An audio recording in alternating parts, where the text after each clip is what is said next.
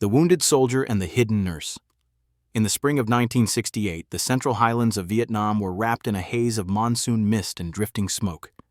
The war had already swallowed villages, jungles, and entire generations, leaving behind wounds far deeper than the ones visible on the body. But on the outskirts of a small village near Pleiku, where the river bent like a silver curve through the mountains, an encounter was about to take place that would touch 2 lives for the next 45 years.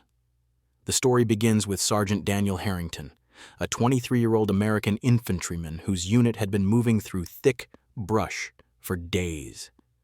The air was heavy, the kind of heat that stuck to the skin and made every movement feel harder than it should. The sound of insects, distant artillery, and the constant tension of ambush hung over the platoon like an invisible fog. And then it happened. An explosion so sudden it swallowed the world in a blast of dirt, metal, and sound. Daniel didn't remember the fall. He didn't remember hitting the ground. He remembered only the ringing in his ears and the warmth spreading down his leg as consciousness slipped away. When he opened his eyes, he wasn't lying on a battlefield. He was inside a dim room, the scent of eucalyptus and smoke drifting through open slats in the wall.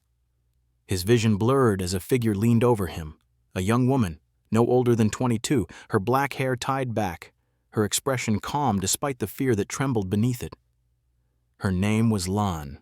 To most, she was simply a village nurse, someone who tended to the elderly, delivered babies, and tried to keep families alive as conflict surged around them. But quietly, secretly, she treated anyone who came through her door. South Vietnamese civilians, wounded Viet Cong fighters, and now, for the first time, an American soldier. It was a dangerous kindness, the sort of compassion that could have cost her everything if discovered by the wrong people.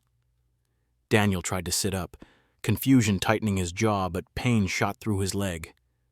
Lan pressed her hand gently to his shoulder and whispered, "No, rest." Her voice was soft but firm, like someone who'd had to learn strength in a place that didn't often allow gentleness. For the next several hours, she worked over him. She cleaned shrapnel from the wound, stitched torn flesh, and tried to keep infection at bay despite limited supplies. There was nothing easy about it. The war had taken nearly all the doctors from the region. Villagers relied on people like Lan, whose medical training came from a mix of field instruction, old textbooks, and the desperate necessity of the times. But she worked with a quiet precision, moving with an instinct born not from confidence but from determination. Daniel drifted in and out of sleep. Every time he opened his eyes, she was there, cooling his forehead with a wet cloth, preparing herbs over a small flame, whispering to elders in the next room. He did not know Vietnamese, and she knew only fragments of English. Yet somehow, there was never a moment when he felt confused about her intentions. Her gentleness translated across every barrier. Later, she would admit that she was terrified. If soldiers from either side discovered what she was doing, she could be accused of aiding the enemy. But when she had found Daniel unconscious near the river, bleeding into the dirt, something inside her refused to walk away. War had already taken too much. She would not let it take her humanity. On the second night, thunder rolled across the mountains as rain hammered the thatched roof above them. Lantern light flickered over Daniel's face as he opened his eyes and whispered the first words he had spoken to her. "Why are you helping me?" He expected no answer, but Lan paused from grinding herbs, looked at him quietly and said, "Because you are hurt. Because someone must." It wasn't love. Not yet. It wasn't romance or promise. It was the kind of human connection born when the world outside falls apart and 2 strangers find themselves relying on one another simply to make it through the night.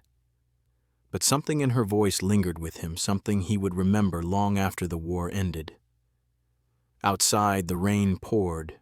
Inside, a wounded soldier and a young nurse shared a fragile moment of peace in a world that had forgotten what peace felt like. Neither of them knew that the coming days would carve the memory of the other into their lives forever. They just knew that for now, they were safe, together, against all odds. Days of quiet connection in a world at war.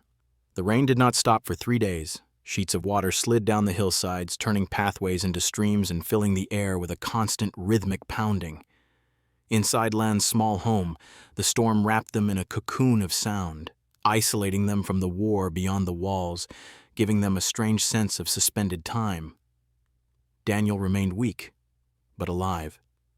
The wound in his leg throbbed with each heartbeat, yet every day the swelling lessened. Lan kept him on a simple mat near the low table where she mixed herbs, boiled water, and organized the few medical tools she owned. He watched her closely the first morning, unsure if he was a burden or a danger to her. But she never looked at him with fear. Only focus, only determination. On the second morning, she helped him sit upright. Her hands were small but surprisingly steady as she supported his back and offered him a bowl of thin rice porridge. He took a few bites, then murmured, "Thank you." She didn't answer. She merely smiled, a brief, soft smile, the kind that disappeared almost before it appeared. The language barrier between them was real, yet somehow it never stopped them from speaking. Daniel would gesture, point, attempt mangled Vietnamese phrases he had picked up from his unit. Lan would shake her head, laugh shyly, and correct him. In return, she practiced English words she had only heard from travelers before the war. They were simple things: water, thank you, pain, danger. But each word shared felt like a small bridge being built between them. One afternoon, when the rain briefly softened to a drizzle, Lan opened the shutters to let the damp breeze into the room. Outside, children played in the mud, their laughter rising above the wind. Daniel listened to them and said quietly, "Back home. This would be just another spring day." Lan looked at him with curiosity. She had never been outside Vietnam. Her world had been the village, the nearby fields, and the clinic she volunteered at before everything collapsed into conflict.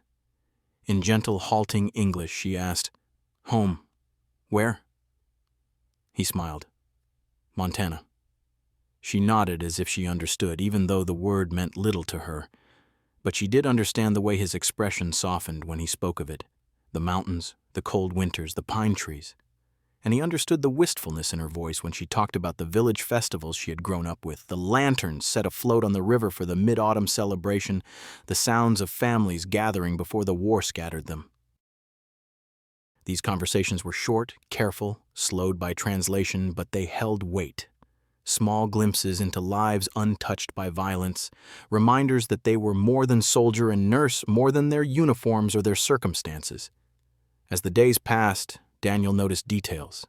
The way Lan's hands trembled slightly when distant explosions rolled across the valley. The way she kept her windows shuttered at night, not out of fear of the dark, but of patrols. The way she would sit beside him after treating his wound and listen quietly to the rain as if drawing strength from its steady rhythm. One evening, as the lantern glowed between them, he asked softly, "Why do you stay? Why not leave the village?" She hesitated, then clasped her hands together and answered in the few English words she could form, "People need help. If I go, no one left." He studied her expression. It wasn't pride or bravery she wore. It was responsibility, a quiet, unyielding sense of duty that came not from orders but from compassion.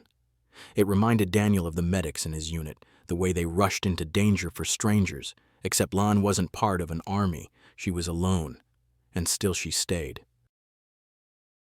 That night, after she finished changing his bandage, she caught him watching her. Their eyes met. Just for a moment, the air stilling between them. She looked away first, cheeks warming, but Daniel felt something shift inside him. Not infatuation, not romance, something deeper. The recognition of another soul trying to hold on to goodness in a place that had forgotten it. By the end of the week, Daniel could stand with her help.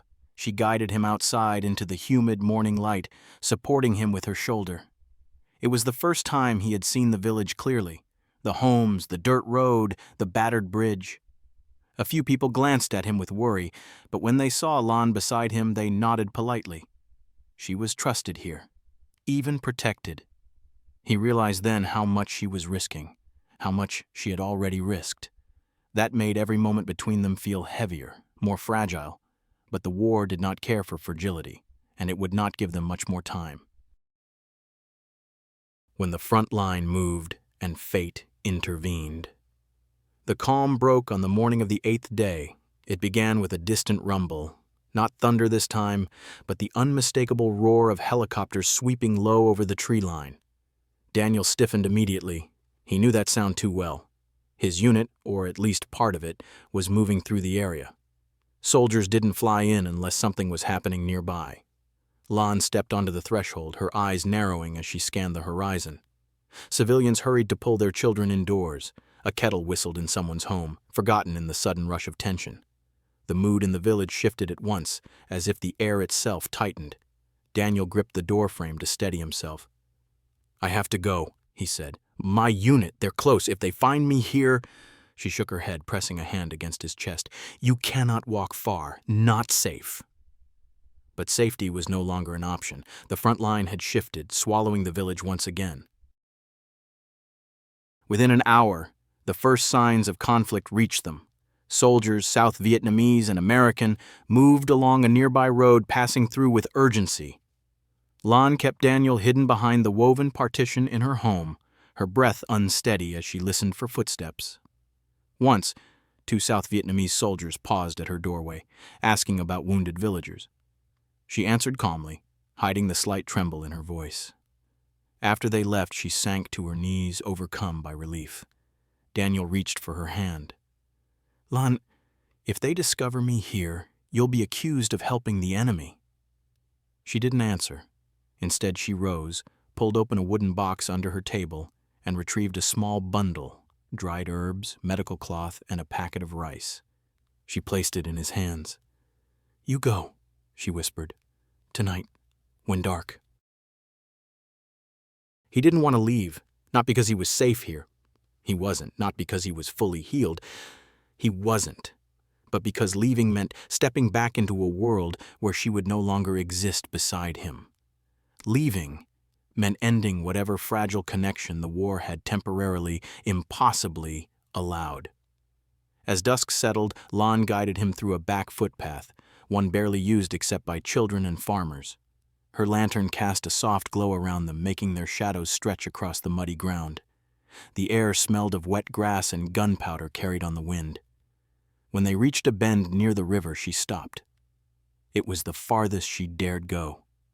Daniel turned to her, leaning on a cane she had carved from a branch. "Len, I don't know how to say this. I don't want to forget you." She looked at him, her eyes shining in the dim light. Not with tears. She had learned long ago how to keep those hidden, but with something quieter, something unspoken. He reached into his pocket and pulled out a small metal tag, one of his dog tags. He pressed it into her palm. Her breath caught. "Keep this," he said softly, "so you know I made it out.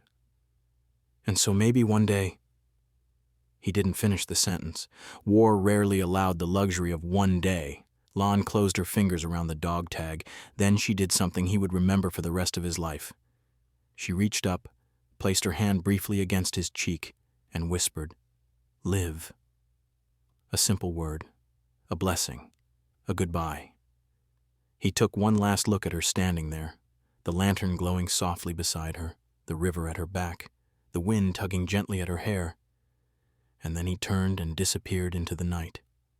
He never saw the village again. What he did not know was how quickly the world behind him would collapse. Hours after he left, the village was attacked, homes burned, families fled. When Daniel later returned with his unit, searching frantically for the small house with the woven walls, he found only ashes and scattered debris. No bodies, no signs, just absence. Lon was gone. Somewhere between the smoke and the fear, their paths had slipped apart. For the next 45 years, her face would return to him again and again, not as a dream, but as a question he could never answer. A search across time and a reunion, 45 years in the making. For decades, Daniel tried to bury the memories of the war. He married, raised children, built a quiet life in Oregon. But some nights, when the house was dark and the world felt still, he would feel the weight of the dog tag missing from around his neck and wonder, did she survive? Did she stay in that village? Did she remember me? He never spoke of her. Not to his wife, not to his family, not to his fellow veterans. It felt too sacred, too impossible, too fragile to bring into words. But he carried her memory everywhere, tucked away like a sealed envelope he could not bear to open. Then, in 2013, at age 70, he returned to Vietnam for the first time since the war. The purpose was simple: closure, remembrance, healing. But somewhere in the quiet corners of his heart, another reason pulsed just beneath the surface. What if she was still alive? He traveled to Pleiku with a small tour group, but on the second day he broke away and began asking questions. Most people had no answers. The village he remembered was long gone, rebuilt into something modern, bustling, almost unrecognizable. Yet he persisted. He visited clinics, spoke with community elders, showed an old, faded sketch he had drawn of Lan decades earlier. The curve of her face, the braid of her hair, the calm eyes he could never forget. Many shook their heads, some offered guesses, but one old woman paused, studying the drawing for a long moment before saying, "There was a nurse, long ago, kind girl. She helped everyone." Hope flickered awake. With the help of a local guide, he followed the trail, from one village to another, from old medical workers to retired midwives who still remembered the war years. The details began to weave together. A young nurse who fled when her village was attacked, a woman who later worked in a small clinic south of Kontum, someone who never married, someone who kept a metal tag on a string in a wooden box. A dog tag. Daniel felt his heart pound as if he were 20 again. The guide arranged a meeting. On a warm afternoon filled with the sound of children playing in the dusty street, an elderly woman stepped out from a small home. Her hair was silver now, braided neatly behind her back. Her hands, once so steady, trembled slightly as she walked. But her eyes, calm, deep, unwavering, were exactly the same. Lan. For a moment, neither of them moved. 45 years of silence pressed between them, thick as the humid air. Then she whispered the word she had learned so long ago, the last word she had ever spoken to him. Live. Daniel felt his breath break. He took a step closer. She reached into her pocket and pulled out a small cloth bundle. Inside was the dog tag, the metal aged, the chain replaced, but still whole. She had kept it.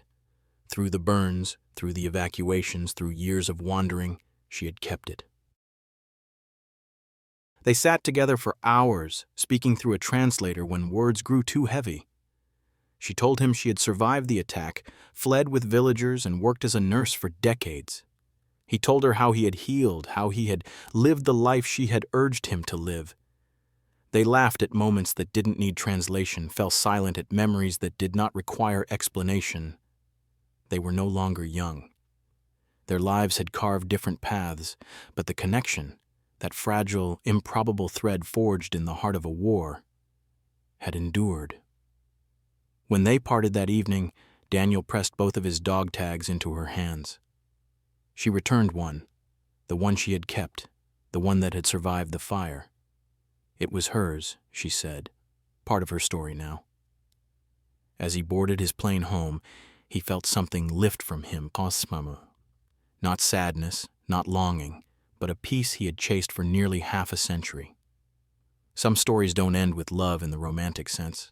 Some end with something even more powerful: understanding, closure, and the quiet knowledge that two lives once touched in a way time could never erase.